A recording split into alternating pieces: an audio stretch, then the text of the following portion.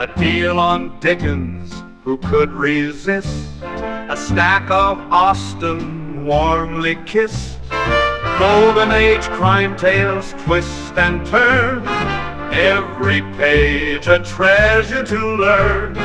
Books keep coming home with me, piles so tall they're all I see. Turn a page and sail the sea, reading always feels so free. Hi, my name is Talia. Welcome to Talia Nerds Out. Slowly starting to run low on energy. Well, not low, lower on energy. I have done a bunch of videos back to back, but because I've been so high on energy, I figured this was a good time to get these videos in. And this book nearly drove me insane.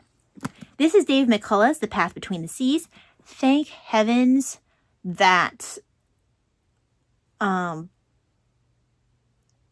Mornings on Horseback, the Teddy Roosevelt book, is so engaging that it's making up for this one.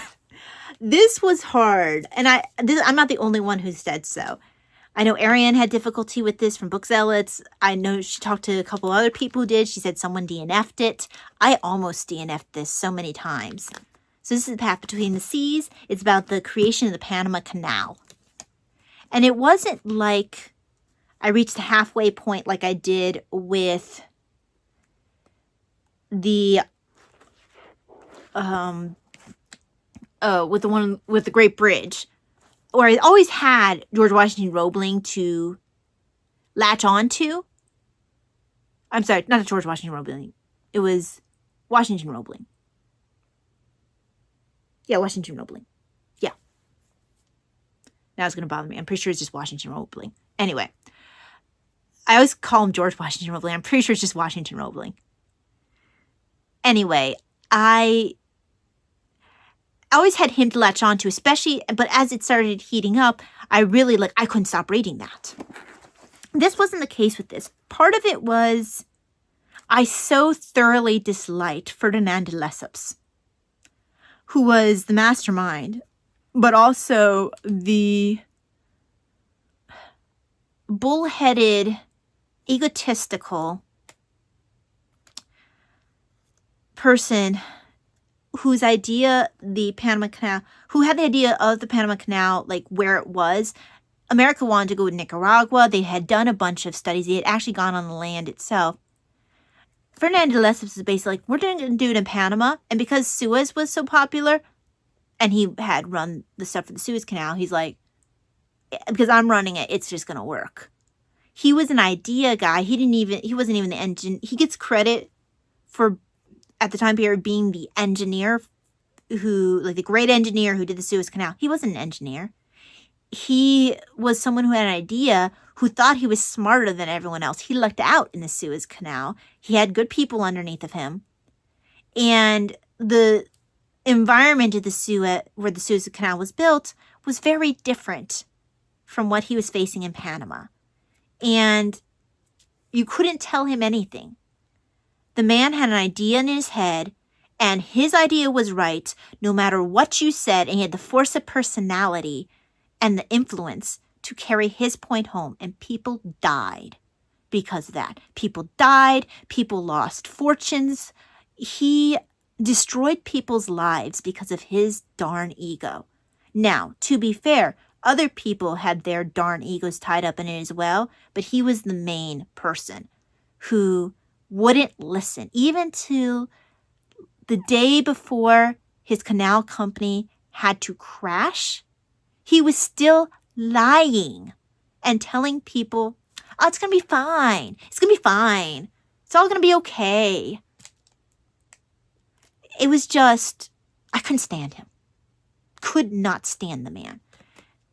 He just made me so angry because he played with people's lives. He played with people's money. He overrode people who actually knew what they were talking about. And he just made me angry. And if someone like him got all these accolades and all this everything. He got everyone behind him. He got people who were like, oh, how great this guy is. And then you have over in Brooklyn, you have Washington Roebling was having to fight to keep his job up until almost 0 hour because even though he was an actual genius, this guy was just a guy who knew how to, who he was a diplomat. He was honestly larger than life. He had charisma, but he had this reputation that he didn't deserve. And Washington Roebling had people who were constantly trying to remove him from his position. It was like, that's so infuriating to me. But this book, for me, it finally got to a point where I was able to stop thinking about constantly wanting to DNF it. Once I got to, it's actually right before that point. Let's see.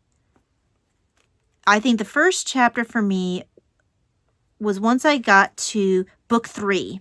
So look how far in the book. It took me a very long time. It was over half the book. I guess it would have been technically the last third of the book because it's book 3.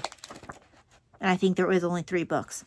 So, The Builders. And once I met in the book Dr. Gorgas. Okay, I liked Dr. Gorgas so much. You saw in the last book haul type video, I picked up a biography on Dr. Gorgas because I liked him so much. And I also had something I was like, oh, I need to steal this if for whatever reason I don't have a lot of time to read.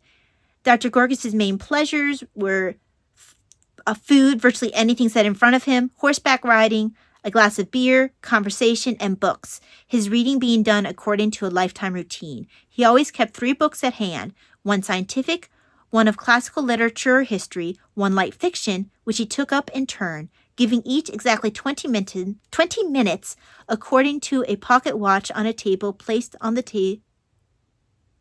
Okay. According to a pocket watch on a table placed beside his chair. I don't know why I wrote table twice there. In this fashion, he said, he was able to remember what he read. So 20 minutes for each book in turn, which I thought was very interesting. And this is when he's fighting yellow fever in Panama. So you have, now I know I want to say that Ariane said it really started heating up for her when she got to John Stevens, which is a couple chapters later. And each of these gentlemen had something that they added to it. And I thought it was funny. Okay, so one of these names, I got excited when I saw it because if you watch Arsenic and Old Lace, and actually the beginning of this book, the author makes a reference to Arsenic Old Lace. It's the other book. It's Teddy Roosevelt book. But if you watch the movie Arsenic Old Lace with Cary Grant and, they wanted to get Karloff, but they weren't able to. But with Peter Lorre, Cary Grant, the one who plays Jimmy Stewart's sister in Harvey. You have the guy as a young cop who plays in, he plays James Cagney's, rival in Strawberry Blonde. I can't remember his name right now. You have a bunch of people that are recognizable actors that have been around for a while. It's a pretty, you have quite a collection of stars there. But the guy who plays the crazy brother who thinks he's Teddy Roosevelt, they had a great casting for that, by the way. He insists on calling Peter Lorre's character General Goethals. So the entire time he's saying, General Goethals, we need to go to the Panama Canal and dig another lock. And I get to the point where General Goethals actually shows up. I'm like, General Goethals, we need to go dig another lock. So that cracked me up when I finally got to that. I'd forgotten all that because it's actually been a while since I've watched Arsenic and Old Lace. I might need to rewatch it, especially since I'm reading the book about Teddy Roosevelt now.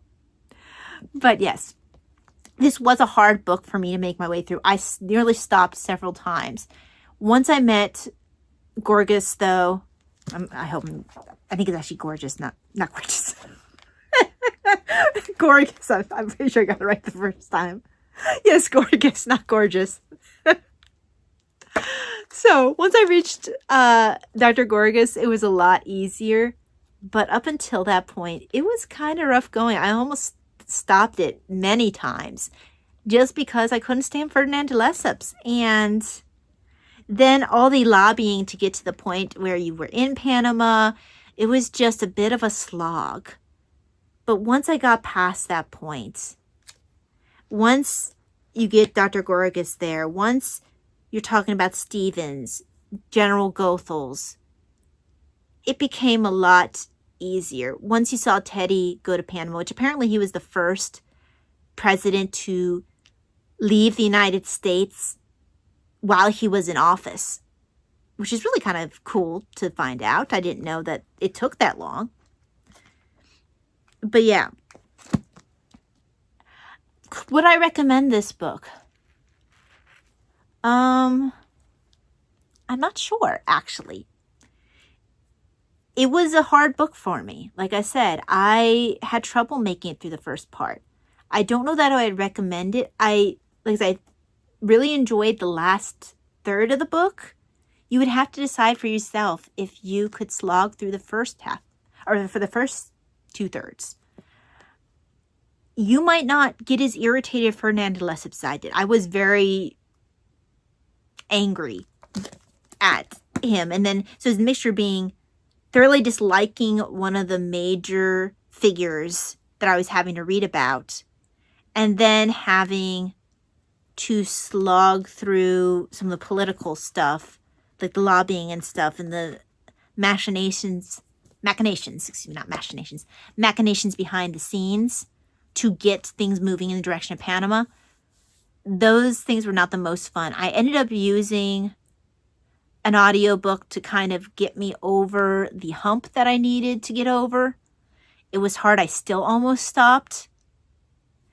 But I actually stopped using the audiobook once I got to Dr. Gorgas because I found him to be very interesting and I preferred to read him and go and onward. So yeah, I guess my answer is you'd have to make up your own mind. I don't know that I would necessarily recommend it. I wouldn't not recommend it because, like I said, I did enjoy the last third. But I can't say that I would positively say, like I did with a couple of the other books I just finished reviewing, that, oh, please read this. I don't know that I would say that. So, if this is a topic that interests you, definitely. But if you're interested in some of the figures without necessarily wanting to deal with the beginning part of the Panama Canal journey, I would recommend apparently, checking out a book about those specific people by themselves. So, like, if you're interested in the Teddy Roosevelt part, maybe looking up Teddy Roosevelt biographies, such as David McCullough's book on Teddy Roosevelt, Mornings on Horseback, which I'm really enjoying so far, and right from the start. Then, if you think that you'd really enjoy learning more about Dr. Gorgas, I showed a couple videos ago a biography on Dr. Gorgas. I haven't started it yet, but that would be an option as well. There's even a short reference to Walter Reed and his fight against yellow fever in here. I picked up a book on Walter Reed because of that. Even if you want to pick up a book on Goethals or Stevens or whatever, if you do not necessarily want to focus primarily on the Panama Canal, but on any of the figures, that might be more the way to go for you.